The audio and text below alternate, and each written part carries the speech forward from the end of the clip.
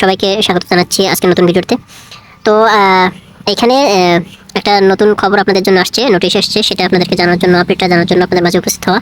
সেটা হচ্ছে আগামী 2 তারিখে 2 জানুয়ারি যে প্রাথমিক সহকারী শিক্ষক নিয়োগ পরীক্ষাটা ছিল সেটা আর কি স্থগিত করে দিয়েছে।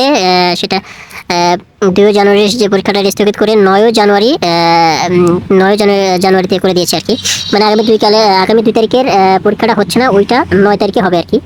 তো যারা যারা জানেন না তাদেরকে জানানোর জন্য আজকে ভিডিওটা করে দেওয়া, শর্ট একটা ভিডিও। হ্যাঁ, তো আপনাদেরকে সহযোগিতা করার জন্যই আর কি ভিডিওটা তৈরি করা।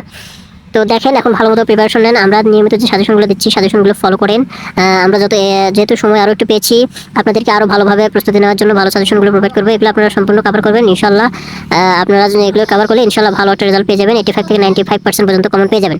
যেহেতু আরেকটু সময় পেলেন, আপনারা ভালোভাবে প্রিপারেশন নেন, ইনশাল্লাহ আপনারা 85 থেকে 95% কমন পেয়ে যাবেন।